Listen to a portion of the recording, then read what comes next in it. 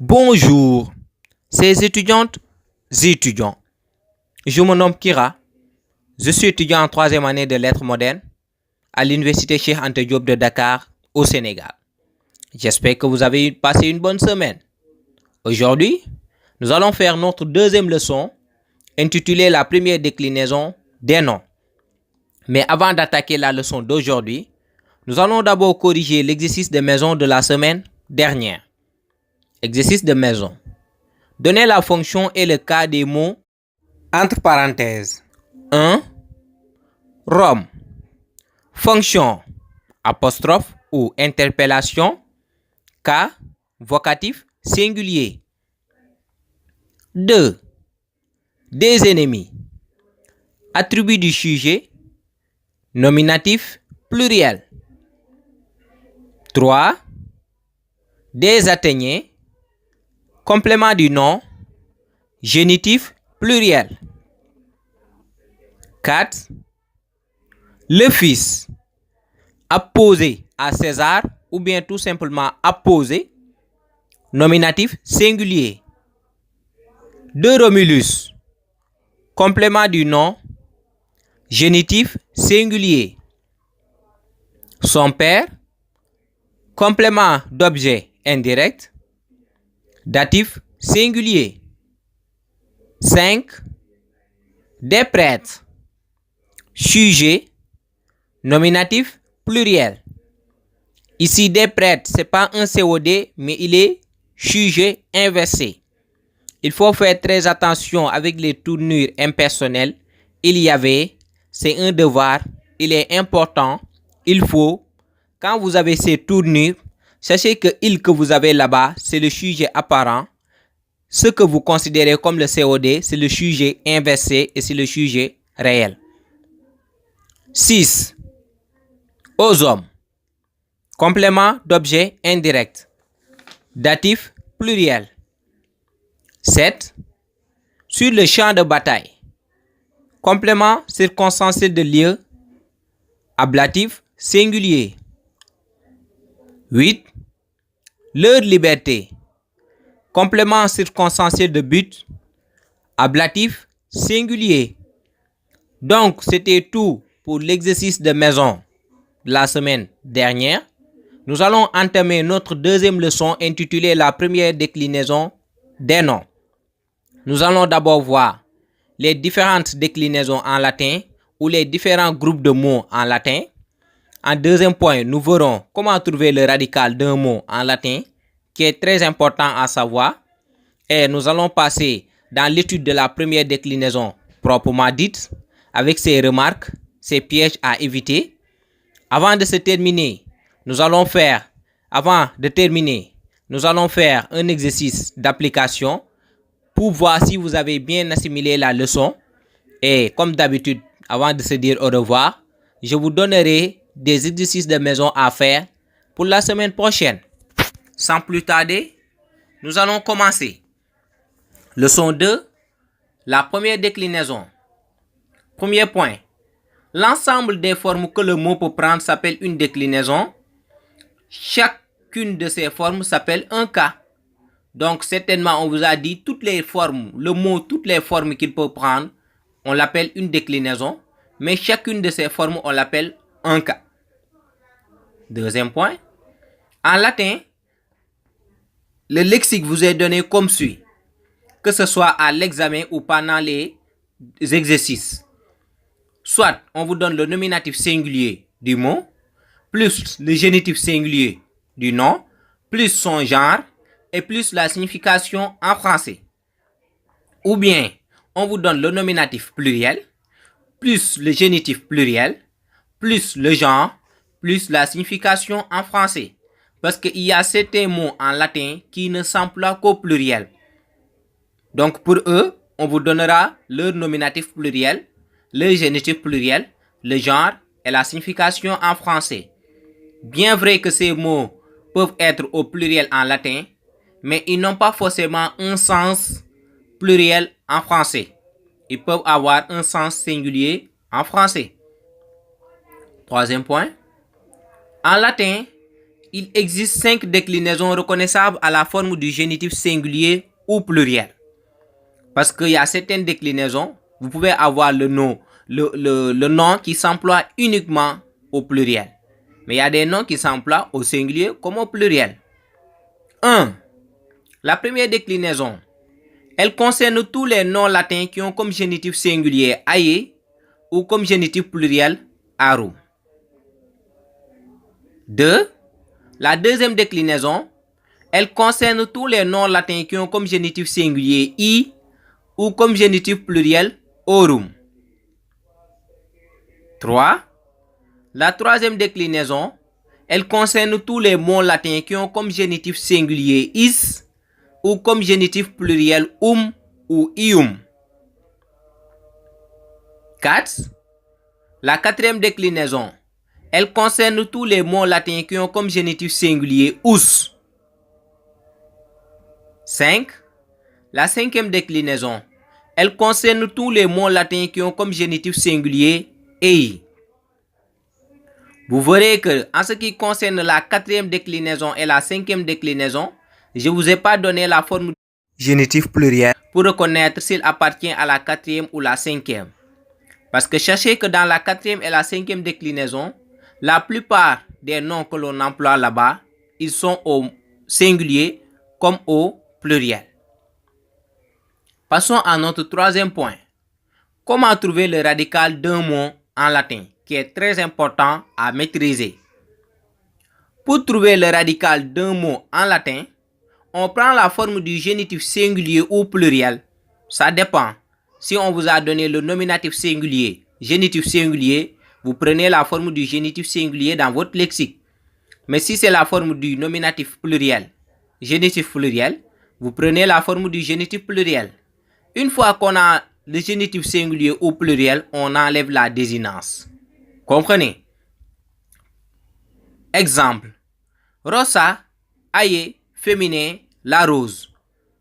Je prends la forme du génitif singulier rosae et j'enlève la désinence aie. Rosae, je sais qu'il appartient à la première déclinaison. Donc j'enlève le aie et j'ai comme radical ros. En latin, le son z n'existe pas, on lit ce. C'est pourquoi je dis ros. Comprenez? Une fois mon radical trouvé, j'ajoute mes désinences parce que je sais déjà à quelle déclinaison le mot appartient. Un autre exemple, Athénae, arum, féminin, Athènes. Ici, on m'a donné le nominatif pluriel et le génitif pluriel. Donc, je prends la forme du génitif pluriel, Athénarum, j'enlève le arum et j'ai comme radical Athènes. J'ajoute mes désinences du pluriel seulement parce que ce mot ne s'emploie qu'au pluriel. Cinquième point, tous les mots ayant comme génitif singulier aie ou comme génitif pluriel arum appartiennent à la première déclinaison. Ce qui veut dire qu'ils vont changer comme des mots de la première déclinaison. Les désinences ou terminaisons de la première déclinaison sont au singulier, le nominatif singulier, on a radical plus a bref, au vocatif, radical plus a, à l'accusatif, radical plus am, au génitif, radical plus aie, au datif, radical plus aie, à l'ablatif singulier, radical plus a long. Au pluriel, au nominatif, on a radical plus aie, au vocatif, on a radical plus aie, à l'accusatif, on a radical plus as, au génitif, on a radical plus arum, au datif, on a radical plus is, et à l'ablatif pluriel, on a radical plus is. Nous allons prendre un mot pour essayer de mettre en œuvre ce que nous venons d'apprendre en ce qui concerne les terminaisons. Exemple. Supposons qu'on nous donne le mot rosa, aie, féminin, la rose. La première des choses à faire quand vous avez un mot latin, trouvez d'abord le radical. Donc ici, on sait que la forme du génitif singulier, c'est rosae. J'enlève la désinence aie et j'ai comme radical ros. Donc, une fois que j'ai mis singulier, pluriel, j'ai mis nominatif, vocatif, accusatif jusqu'à la fin. je mets mon radical partout, ros, j'écris ros partout. Et je connais mes terminaisons, mes désinences, je les ajoute. Ce qui fait que j'ai rosa, rosa, rosam, rosae, rosae, rosa, rosae, rosae, rosas, rosarum, rosis, rosis. Donc, comme astuce, pour mieux maîtriser la première déclinaison, vous n'avez pas besoin d'apprendre toutes les terminaisons radicales plus A. Non, non. Vous apprenez seulement la déclinaison de rosa et tous les mots qu'on vous donnera qui appartiennent à la première déclinaison vont se décliner comme rosa. Rosa, rosa, rosam, rosae, rosae, rosa, rosae, rosae, rosas, rosarum, rosis, rosis. Et sachez que c'est avec cette méthode, nous allons travailler comme astuce pour les autres déclinaisons. Vous n'aurez pas besoin de parceriser les désinences, vous parcerisez la déclinaison d'un mot et tous les mots qu'on vous donnera qui appartiennent à telle déclinaison, vous le basez sur le mot qu'on vous a donné. Aussi, comme vous êtes des débutants en latin, on met A bref au nominatif singulier et A long à l'ablatif singulier pour vous permettre de faire la différence entre les deux. Vous êtes tenu de les mettre dans vos exercices. Également, en début de semestre, les professeurs les mettront dans les exercices qu'ils vous donneront. Mais, il faut savoir qu'après 2 cours magistraux ou après 2 cours de TD, les professeurs ne vont plus les mettre. C'est à vous de chercher à savoir si c'est le nominatif singulier ou si c'est l'ablatif singulier. Passons maintenant aux remarques en ce qui concerne la première déclinaison des noms. Première remarque, il existe certains mots de la première déclinaison qui s'emploient uniquement au pluriel en latin, mais ils n'ont pas forcément une signification au pluriel en français. Ils peuvent avoir une signification singulière. Ce qui veut dire, si on vous demande de décliner ces mots, vous le déclinez uniquement au pluriel. Parce qu'il est important de savoir que quand on vous demande de décliner à l'examen ou dans un exercice, vous devez le décliner à tous les cas, au singulier comme au pluriel. Mais si on vous donne un parmi ces mots, vous ne le déclinez seulement qu'au pluriel et non au singulier. Parce que ces mots ne s'emploient qu'au pluriel en latin. Mais il y a certains qui ont un sens singulier en français. Il s'agit de Athénae, arum, féminin, Athènes, nuptiae, arum, féminin, le mariage, divitae, arum, féminin, les richesses, epulae, arum, féminin, le festin.